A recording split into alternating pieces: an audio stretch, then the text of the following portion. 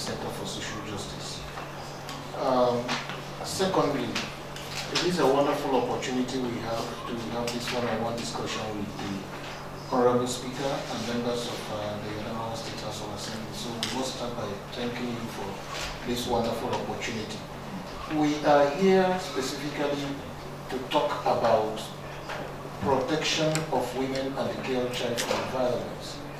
And I must say we are a lucky lot coming forward to an advocacy visit at a time we understand that the Violence Against Person Protection Bill is already before the State House of Assembly.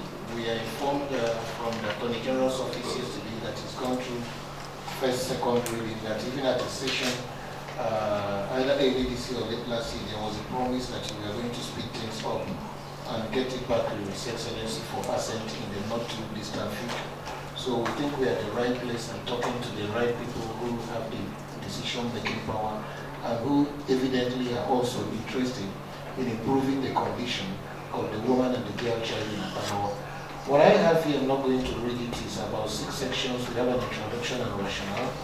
Then we have laws and policies articulating what violence against women and the girl child is all about. And then what are the demands of these laws and policies? Then we got up to the situation on ground in Adamawa, as well as the next steps and then conclusions. Basically, we are here to make the point that every society can be gauged in its development and civilization in the way it traces most vulnerable members and the marginalized groups. And there is no doubt that in every part of Nigeria, women and the girl child belong to the vulnerable and marginalized group. A child is also as strong as its weakest point. And so, happily, Nigeria is a member of the civilized polity, a member of the United Nations, the African Union, has ratified a number of instruments, standards, and treaties that dictate how women and the girl child should be treated. Even our Constitution has also made provision in Section 34 for the right to human dignity. And we dare say that there is no way an individual or group of persons can be said to be living their life in dignity if they are still subject to violence against their persons. If there is sexual and gender-based violence, if there is harmful practices, or they are not allowed to enjoy their sexual and reproductive health and rights. So it is on this basis and foundation that we are saying that even these rights cannot be enjoyed in isolation. If we are discussing violence against women and the girl child, it affects their education, it affects their health, it affects their ability to learn life skills which will equip them to contribute more to society, either to get employed or to create employment for themselves, reduce inequality, reduce poverty, and contribute more to the Adamawa and Nigerian society. So we are operating from the premise that these rights are indivisible, they are interdependent, you can't separate one from the other. Otherwise, the best way to deprive a person of the right we hold most sacrosanct is the right to life. The best way to deprive the person is to make that person enter conditions that will make the life very miserable.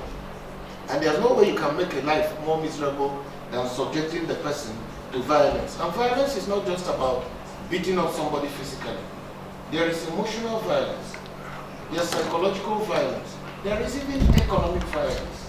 Because if you don't have the means of livelihood, you have a right to life, but the right to life is devoid of content if you don't have a right to a means of livelihood, because that's what gives the right to life is content. So we are saying that Nigeria has ratified treaties, we have made provisions in our constitution, and Nigeria is a federation as well. Yes, we can stay, people can stay in Abuja and ratify on behalf of the federal government. It is now expected that the 36 states and the FCT will kill in for it to be very, very effective. Because there's exclusive legislative list, there's the concurrent, there's the residual. If it was on the concurrent or the residual where states need to enact laws, federal laws may not be the best to implement it at the state level. And that's where the function and duties of the State House of Assembly begin and are strongly required. So if you look at the laws and standards articulating the issue of violence against women, you have the United Nations Declaration on the Elimination of Violence Against Women. You have the Convention on the Elimination of All Forms of Discrimination Against Women. You have the Protocol to the African Charter on Human and People's Rights on the rights of women in Africa, which is beautifully called the Maputo Protocol. All of these declarations and conventions have tried to define what is meant by violence against the woman and the girl child. Physical, sexual, psychological violence. So even emotional abuse comes in, as I've said before. And they hint these things on the issue of discrimination because it provides the background and the framework upon which a number of women's rights are violated. So if you take it from there, what are these standards saying? Like the Sustainable Development Goals. It says, end all forms of discrimination against all women and girls everywhere. All, everywhere. So it's all encompassing.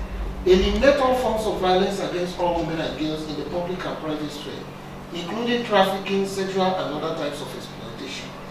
Eliminate harmful practices. And I am happy to state that some of these issues from the VAWG bill, which I've read, I don't know whether it's still the one you're working with, but I believe that's the one. Some of these issues are already covered in that bill. And then it says, take steps under the duties of the state in matters of human rights jurisprudence, the duty to respect, to protect and to fulfill. If we are talking of the duty to respect, it says, take no action on the part of the state that violates already entrenched rights.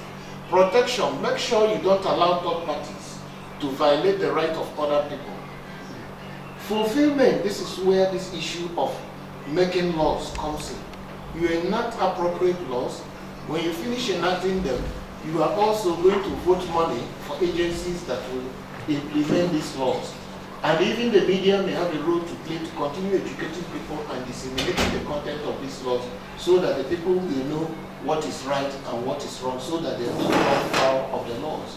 Now if you go to the second to the last page, that's page 5, that's where we listed the Adamawa facts. What are the Adamawa facts? And these facts have been encapsulated in this study which we have here, which I understand has been shared to every member of the State House of Assembly. But for the avoidance of that, honorable speaker, here is a copy of it. Yes. Okay. I wrote it myself to all the members, even your secretary. I hope that has not been lost in process. Just bring 2-3 more copies. Just after the COVID. Okay. So,